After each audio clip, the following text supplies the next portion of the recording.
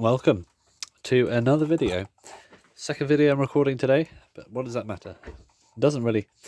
So what we have here is something that I suppose, I can't remember if it's still up on the channel or not, but older viewers, well, not necessarily older viewers, but people who've been watching my videos for a considerable amount of time might be familiar with this, and this is the Orange Season brand Chinese alarm clock, which was not a particularly fun one to service, and it sort of supported the Chinese alarm clocks aren't very good kind of school of thought, which I'd come to have thought for a while until I serviced the Diamond brand desk clock, which is definitely up on the channel, a fairly recent series, and that was a very interesting repair. That was a surprisingly high quality piece of machinery. This, however, is not. And if those videos are still up there, I'll show you why. But the main focus of this video is not about this particular clock, but it's about its movement. And as I've mentioned many times, what's happening here? It doesn't want to. I'm trying to take this key off the alarm.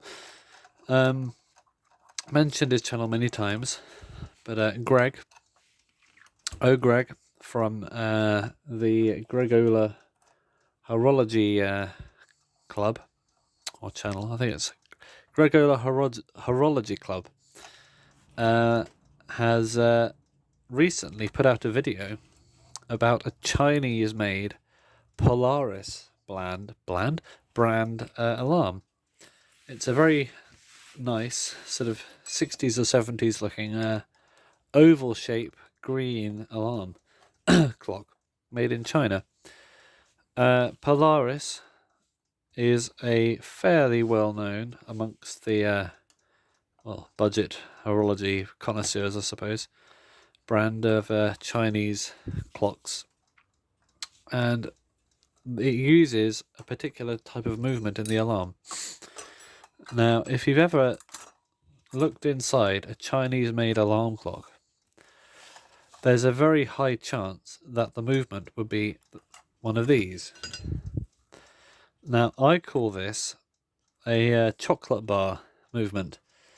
It's hard to see right now.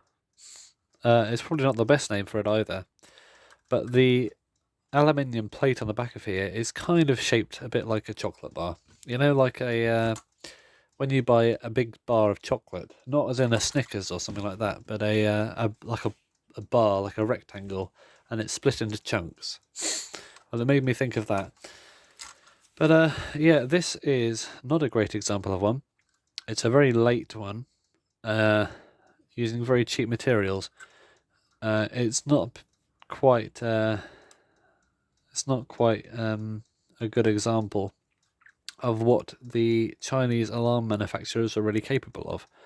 And I'm not saying they did much better than this, but they did make ones with superior materials, and Greg's Polaris is an example of that, as is my Diamond desk clock, which is a time-only version without the alarm. Now, if we take this bracket off the back of here, and that holds the bell on, these two screws,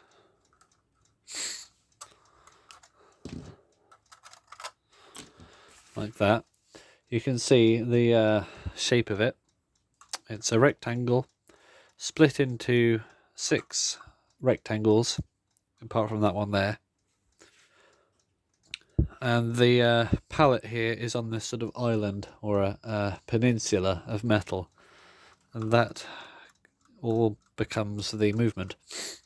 Now, the escape wheel in this one is made of plastic, as you can see, going around there, white plastic, as are some other parts of the movement, I assume, as well. I have done a series on this, but I hope to replace that series with a better example of working on a nicer version of this movement. And something very interesting to note about it, this particular movement design, is the way it's arranged. Because usually in an alarm clock movement, you'd have in the center, you'd have a wheel, which is the second wheel of the time train, or the center wheel, because it's in the center, and it would have a knob on the back and the minute hand on the front. And there'll be a shaft going through the middle right there, through the other side, and it would have the minute hand on it. Now, if I've got a good example. Now here we have a much more conventional European design. So as you can see, there's this protruding knob here, and if we put our knob on that shaft rather, then we can turn the minute hand around. And that is because the minute hand is directly mounted on that shaft in the middle. So if we look at the wheels, we have here the great wheel, which has the mainspring on it. And that goes next into this one here in the middle. Actually, be if I were pointed. So we have the great wheel with the mainspring, the center wheel or second wheel, which has the minute hand on it. That goes at 1 RPH, you could say. We have another wheel, third wheel, which is sort of an intermediate wheel there. Doesn't do much apart from just slow it down or change the ratio. But then we have this one down here, and this one here, which you might be able to see, that's the pivot of it there. But there's a wheel attached to that going around inside, and that wheel almost always rotates at 1 RPM, and that has the seconds hand on there. Not all alarm clocks do have a seconds hand, but the ones that do often have it down there, and that is because in the movement the train goes like that, and the fourth wheel is almost always aligned vertically like that to support a seconds hand that will be in the middle of the movement. An example of one that isn't quite like that is this Westclock 66. I've done a series on that. I recommend checking it out. But that is an example of a clock movement where it does not have the fourth wheel directly in line, because the movement will be this way up. Not this way up, you might think, but it's actually this way up, because that's the knobs on the back line up in a straight line. And instead of having the fourth wheel, which is actually off to the side there, what it would be if it was in there, you have the pallet, which is here, and that is lined up in the middle. And that facilitates, instead of having a seconds hand, you'd have a rocking motion.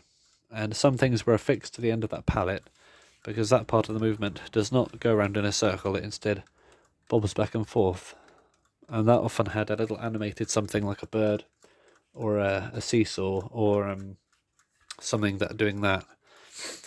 So there's a lot of potential for animated clocks, like school or children's nursery alarm clocks. For example, this Westclock's made in Scotland. That's got something bobbing back and forth on there, that little two pixies on a seesaw, on a mushroom. And that is because it's lined up perfectly in the middle, and that is bobbing back and forth because it's on the pallet, which is the part that does that. It bobs back and forth, it oscillates, like that. You can see it rocking back and forth in there. Same thing with this later version of the same movement design, made in Hong Kong, but it's got Woody Woodpecker on it with a spatula. Threatening, isn't it? So put these up to the side. But you can see that the alignment of wheels inside a movement can be used to display other things than your basic hour and minute hand. For example, a sub-dial seconds hand, like that, or a rocking back and forth motion on the pallet, which is there. But what if you wanted the seconds hand mounted in the middle of the clock, like on a modern desk clock or a wall clock or something like that?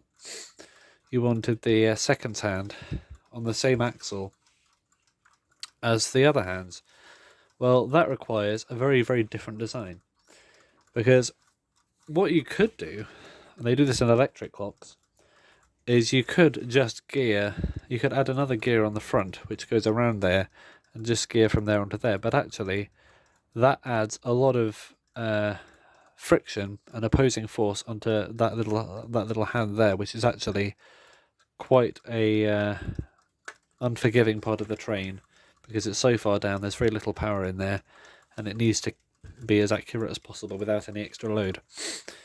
So what the Chinese did, and perhaps other manufacturers previously, is to get the seconds hand in the middle of the clock, like this. So it's called a sweep seconds hand. Instead of having the fourth wheel down there and gearing it up, they moved the fourth wheel to the middle of the movement. And instead of having the minute hand mounted on the end of the shaft where the knob goes, so you can set the time, although this wheel still rotates at the normal 1 revolution per hour, this is the one that's geared into the middle, off from the side. And that allows the minute hand, which is actually mounted on a shaft which goes around the middle pivot where the seconds hand go. There's a sheath in between, so there's no friction. And that provides for a centre seconds hand, which means the minute hand knob is not in the middle of the movement, which is quite an unusual thing. That explains why there's no knob there, where it usually is, but instead it's off to the side. And it makes an interesting movement layout, but it's tried and tested. A very effective design. And you get a centre seconds, which is a nice sweeping hand, good feature. And that was also used for a few animated elements as well. Some of the Chinese alarms do indeed have a rocking back and forth motion off to one side down there, and that is because they did use the pallet for some animations, like a pecking chicken, which is quite a common one, or a panda rolling on its back. I believe that's another one. But you could also have an animation from the middle, like a plane going around, or a satellite, or a star orbiting like a planet, or something like that. So there we have that. So that is a bit of an introduction to the Chinese chocolate bar movement. But what am I going to do with it? Well, this one has already been serviced, and I want to work on one. I want to make a video where I do a better job at working on one of those movements, and I'd like to show them in a better light and get a nicer version. So it just so happens that I have this, a 7-star brand, Chinese made in China, alarm. Great big blue thing. It's called a double bell or twin bell. I don't know what the best term is, either double bell or twin bell. I usually say twin bell because the bells are most often the same design as each other, but a double bell will probably be most accurate, I suppose, because I suppose they're all twins really if they came from the same factory. I don't know. Either way, you can say either. But here we have, if we remove these knobs, so this is the alarm, no, this is the knob to wind up the time. This is the winder to wind up the alarm. This is the knob to set the alarm. This is the knob to set the time, which is off to one side instead of being in the middle. That's because we have a centre mounted seconds hand, which is going around now. And if we pry the bottom off, or off the back of the clock, carefully without trying to chip the paint off,